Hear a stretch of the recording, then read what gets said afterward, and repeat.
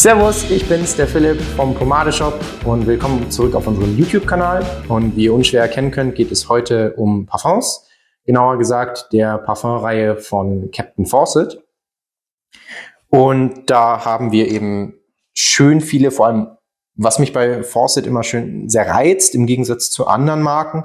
Sie haben für jedes Parfum einen anderen Flakon, was halt hier wirklich cool ist, dass ihr nicht einfach nur ein anderes Etikett habt oder eine andere Farbe habt, aber immer den gleichen Flakon oder immer die gleiche Flasche, sondern ihr habt wirklich komplett 7 individuell unterschiedliche Flakons mit vor allem auch unterschiedlichen Stilen von eben, ja gut, Maharaja indisch, über sehr, sehr klassisch englisch, dann etwas ausgefallener, fast schon so ein Mechaniker-Stil bis zu einem Flakon, soll zwar sozusagen italienisch sein, sieht aber irgendwie eher aus wie Art Deco. Von daher sehr, sehr cool.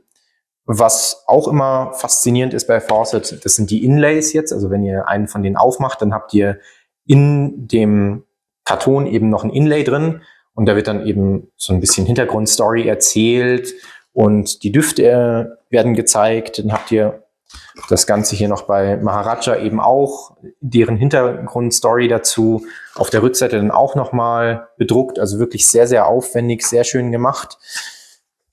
Auch sehr schön.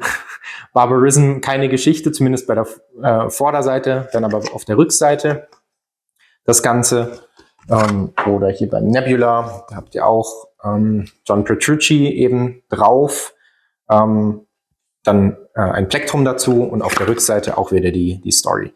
Deswegen sehr, sehr, sehr cool gemacht, sehr aufwendig gemacht, genauso wie die Flakons und die Düfte auch selber. Also da ist, blöd gesagt, für jeden eigentlich was zu finden, von sehr, sehr herb zu eher leicht dezent und frisch. Nur sind es keine ganz typisch sportlichen Düfte, die habt ihr hier nicht. Also hier habt ihr wirklich eher Nischendüfte, innerhalb der Nischendüfte dann aber auch Abstufungen. Und fangen wir mal an. Ich habe hier an der Seite meinen Laptop dabei, weil ich kann euch zwar erklären, nach was sie für mich riechen und was grundsätzlich drin ist, aber für diejenigen, die ein bisschen sich mehr mit Parfums beschäftigen, die interessiert vielleicht auch die anderen Noten sozusagen oder was alles drin ist. Deswegen habe ich einfach mal meinen Spickzettel in Form des Laptops dabei, nicht wundern. Und wir fangen mal beim Triumphant an. Das ist eben der Flakon, der so ein bisschen nach einem, ja, mit dem Metalletikett und dem Verschluss so ein bisschen nach einer Werkstatt aussieht. Und es soll eben so ein Ausflug ins Grüne sein. Also das Ganze riecht auch dann doch recht frisch, sehr herb, keinerlei süßlichen Noten und riecht so ein bisschen nach Wald und Wiese, wie man sich das eben vorstellt. Also es soll auch hauptsächlich Bergamotte, schwarze Johannisbeere und Ylang Ylang sein. Und ihr habt da eben daneben noch drin Gewürznelke, Galbanum, Sandelholz, Ambra und Moschus. Es ist aber tatsächlich, obwohl schwarze Johannisbeere drin ist, ein sehr, sehr erdiger, holziger, würziger Duft. Für alle, die eben eher schon einen frischen Duft suchen, aber mal was ausgefallen ist, für die ist das wunderbar. Ansonsten würde ich das eher persönlich so einen Frühlings- und Sommerduft einordnen. Genau, das wäre der Triumphant von Captain Fawcett. Dann kommen wir zum Maharaja. Maharaja, wie der Name schon sagt, ein sehr indisches Parfum und auch vom Flakon her sehr pompös mit diesem Goldrot und vom Duft her genauso pompös wie der Flakon. Also hier habt ihr das ist meine persönliche Hassliebe, dieses Parfum, weil es großartig ist und an manchen Tagen finde ich es einfach viel zu viel. Das ist nichts Unauffälliges. Also da habt ihr wirklich auch wenn alle Parfums von Captain Fawcett keinen Raum füllen und eher so eine Wolke in so einem Meterumkreis um euch bilden, weil sie nicht sehr aufdringlich und nicht sehr stark sind, aber gut wahrnehmbar sind. Hier habt ihr trotzdem was, wenn ihr da an jemanden vorbeigeht, das ist wirklich, hallo, hier bin ich. Also, und das Ganze ist eben sehr, sehr rosig, sehr trocken, sehr würzig. Und ihr habt eben als Duftnoten, genau, Masala Chai, also ja, typisch indisch eben, Blütenblätter, Rose, die rieche ich zum Beispiel sehr stark raus, Dann pfeffrige Gewürze, Zeder, Leder und Moschus. Dann dazu noch Zitrus im Abgang. Das heißt, ihr habt eben mit dem Pfeffer, mit den holzigen Noten, mit dem Moschus und der Rose einen sehr, sehr schweren, würzigen Duft. Aber wie gesagt, klingt nach viel, ist es auch. Aber wie gesagt, ich finde ihn sehr cool. Ist aber für mich, finde ich zumindest, eher was für die kalten Tage. Also gerade im Sommer, wenn es dann wirklich mal warm wird, kann er dann doch einfach zu schwer werden. Das ist das. Also für den Herbst, für den Winter wunderbar. Auch für die kalte Frühlingsjahreszeit ist es noch wunderbar. Und für alle, die eben eher mal was rosig Schweres suchen, was aber nicht in die arabische Richtung geht, weil das haben wir auch viel an Parfums, eben aus Dubai und Co. Hier habt ihr irgendwas, was eben mehr in die indische, so ein bisschen anderen Touch noch hat. Dann haben wir als nächstes das Manfredini, also Alessandro Manfredini Parfum von Captain Fawcett. Finde ich jetzt so das unscheinbarste tatsächlich im ersten Augenblick, obwohl es ziemlich cool ist mit diesem Käfer vorne drauf und dem Deckel, der diesen Art Deco-Stil hat. Das Ganze ist eher für mich ein genauso subtiler Duft, wie eigentlich das Flakon eben ist, und ist eher für mich ein Sommerduft. Also das Ganze riecht für mich sehr stark nach Vanille beziehungsweise Vanille und Zedernholz, aber eben weder besonders würzig noch besonders süß. Es ist eigentlich so eine schöne Zwischennote, dass das Ganze eben für so einen schönen Sommer, so eine Sommernachtsnote hat es eben. Also das könnt ihr tatsächlich das ganze Jahr verwenden. Das passt auch ganz gut in den Winter, ist aber halt eher ein sehr dezenter Winterduft. Aber ich finde es wunderbar für den Sommer, für so eine warme Sommernachtsfeier zum Beispiel, weil es eben auch nicht zu schwer ist einfach. Es hat keine schweren Noten, aber eben sehr frische, süßliche Noten. Und was ist alles drin? Es ist drinnen die Blumen eben drin, blumige Noten, Lavendel, Rosmarin, Tonkabohne. Das ist eben das, was dann so einen leicht würzigen, vanilligen Touch gibt. Dann Zedernholz, Kiefernholz, Sternanis habt ihr noch mit drin, was das Ganze noch so ein bisschen würziger macht. Und Tabak und Ambra, was das Ganze dann eben schön abrundet und nicht ganz zu süß macht, aber auch nicht zu herb macht. Also für diejenigen, die ein bisschen unauffälligere oder nicht ganz so opulente Düfte wollen, ist das eine wunderbare Alternative. Dann kommen wir wieder zu eher opulent, und zwar dem Boos & Becky. Auch ein wirklich heftiges Parfüm, muss man dazu sagen.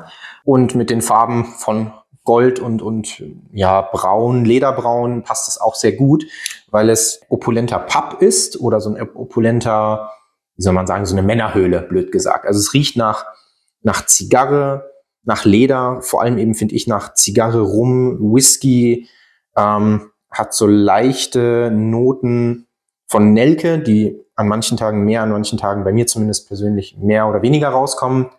Und es ist auch definitiv kein Parfum für den Sommer. Also das ist auch nichts für den Frühling, da ist es auch schon fast zu schwer. Das ist definitiv das absolute Herbst- und Winterparfum. Also das ist auch bei unseren Kunden und bei uns im Team mit am beliebtesten eben für den Herbst und Winter. Im Sommer wird es einfach viel zu schwer. Da habt ihr dann auch die Noten von Nelke eben, die zu stark rauskommen. Aber es ist ein ganz guter Vergleich, wenn ihr in München unterwegs seid und Pfeifenhuber kennt, also den Pfeifen- und Tabakladen. Wenn ihr da reinkommt, riecht es ja auch sehr nach Holz, nach Tabak eben, nach frischem Humidor, aber auch nach gerauchtem Pfeifentabak. Und so riecht dieses Parfüm, wie man sich eben den Laden vorstellt. Also sehr schwer, sehr holzig, sehr würzig, keinerlei leichte Noten drin, keinerlei frische Noten drin. Es ist wirklich eine reine Tabak, Whisky, Rum, Nelken-Komposition.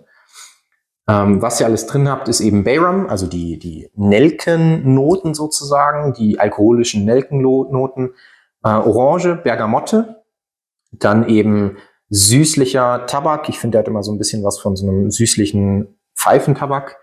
Dann Weihrauch, was das Ganze natürlich auch sehr schwer macht. Dann Benzoe, was eben sehr, sehr rauchige, harzige Noten mitbringt.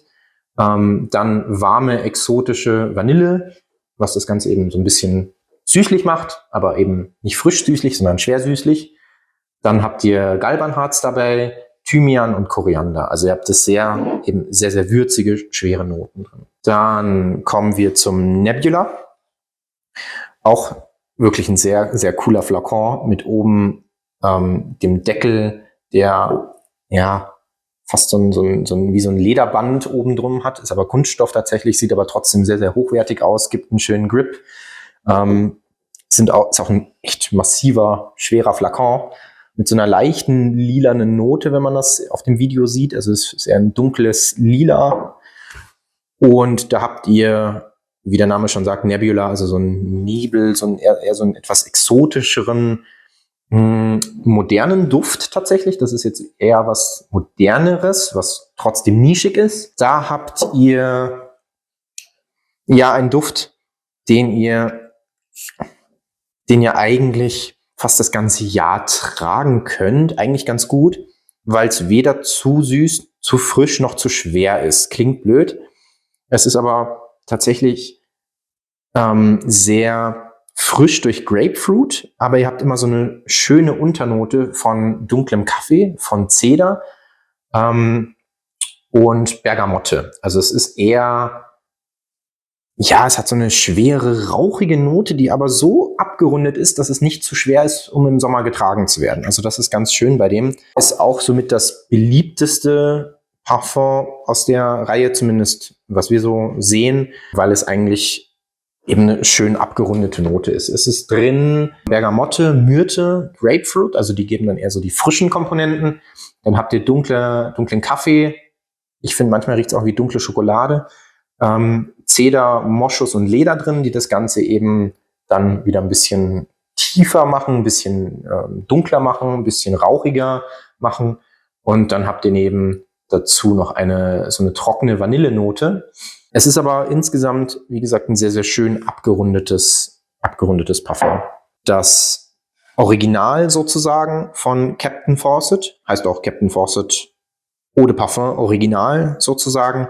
Das ist der Duft, der eigentlich auch bei den Expedition Reserve Produkten sein soll. Also bei dem Shampoo oder bei dem Duschgel zum Beispiel, bei dem Expedition Reserve Cologne, bei dem Deo-Stick, bei den ganzen anderen Produkten eben auch.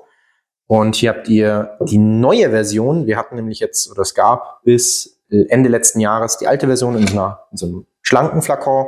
Jetzt reiht sich das doch schon eher in den Rest ein mit so einem richtig opulenten, massiven Flakon, der auch echt cool gemacht ist. Also der Deckel oben hat das Fawcett-Logo wieder drin, auch vorne mit einer Plakette.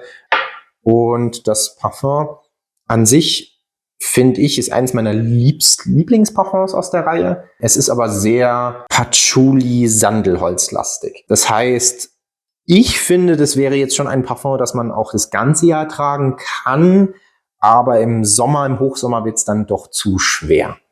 Also es ist eher was für die kälteren Tage, sage ich jetzt mal, für Herbst und Winter auf jeden Fall, für den Frühling auch, aber wenn es dann so ein bisschen wärmer wird, dann kann es schon wieder zu schwer werden. Also ihr habt ein sehr, sehr würziges Parfum, das so ein typisch wie die Pomaden von Captain Fawcett eben diesen englischen Gentleman-Stil einfach rüberbringen. Das heißt, ihr habt eher einen trockenen, würzigen, nicht süßlichen, aber auch nicht frischen Duft. Nach Bergamotte, Mandarine, Kardamom, also eher wieder diese frischen Noten, aber mit dem Kardamom und dem Koriander zusammen eher ein bisschen würzig. Dann so eine leichte Vanillenote, die das ablöst. Und ihr habt eben noch Farn dabei, was das Ganze so ein bisschen würzig frisch macht. Whisky und eben auch wieder Zigarre, Gewürze und so weiter. Also ihr habt auch wieder, es ist sozusagen die etwas leichtere Version vom Boos & Becky, eben ohne diesen sehr rauchigen Pfeifentabak, Whisky, Holzduft. Da habt ihr hier das eben etwas leichtere, eher würzige anstatt schwere Parfum drin. Meine persönliche Empfehlung finde ich ganz cool, aber Geschmäcker sind natürlich unterschiedlich. Und dann haben wir zum Schluss noch das Barbarism von Sid Sottung. Das hat jetzt so den modernsten Stil, würde ich sagen, mit einem durchsichtigen Deckel und dem schwarzen Flakon. Und da habt ihr einen auch sehr, sehr modernen Duft, nach auch wieder Rose, Patchouli und Harz, aber das Ganze ist dann eher holzig-würzig. Also ihr habt einen holzig-würzigen Duft, der weder schwer ist noch besonders zitrisch frisch, aber auch nicht süßlich. Das heißt, hier riecht man eben die Limette sehr gut raus, diese Rose sehr gut raus, ohne eben die Schwere von zum Beispiel dem Maharaja zu haben. Und dann eben Zedernholz, Patchouli. Genau, also ihr habt auch eben Duftnoten, Kopfnoten von Limette Orange, dann Herznoten von Rose und Galbanharz und dann eben die erdigen Basisnoten, erdig-holzigen Basisnoten von Zedernholz, Patchouli und Moschus. Das wäre jetzt auch eher ein Parfum, was ein bisschen moderner ist, was, glaube ich, den meisten ganz gut gefallen könnte und auch wieder so ein Alljahresduft oder Alltagsduft ist. Also da seid ihr weder opulent noch unterwegs, noch sportlich frisch unterwegs. Das ist einfach ein sehr, sehr schöner, holzig, würziger, angenehmer Duft, den man eigentlich das ganze Jahr gut tragen kann, ohne dass es zu schwer oder zu süßlich oder zu frisch wird. Das war's. Wenn ihr Fragen zu den Parfums habt, schreibt uns gerne in die Kommentare. Ansonsten könnt ihr uns auch jederzeit kontaktieren über Mail, WhatsApp, Social Media, Telefon und uns fragen. Wir haben die Parfums auch in kleinen Testern, falls ihr mal was testen wollt, weil die große Flasche ist natürlich gerade bei so speziellen oder Düften, die eigen sind, immer ein bisschen schwierig zu beschreiben oder es ist auch, jeder nimmt immer was anderes wahr. Deswegen haben wir das Ganze auch in so kleinen 2 Milliliter Fläschchen. Da könnt ihr euch gerne einfach mal durchprobieren. Ansonsten, wenn ihr in der Nähe von München seid, könnt ihr auch gerne bei uns im Laden vorbeischauen in der Blumenstraße. Da könnt ihr das Ganze natürlich auch direkt riechen, schnuppern, auftragen und dann hilft euch auch der Alex da gerne weiter. Und dann sehen wir uns beim nächsten Mal. Servus! Touch mal. Den muss ich rausschneiden, aber ist okay. Okay, aber den Witz lasse ich schon drin, oder? Ja. Oder so im Dings zumindest im, als Outro, ja. Ja. Okay. Die Dad-Jokes kann ich. Das habe ich drauf.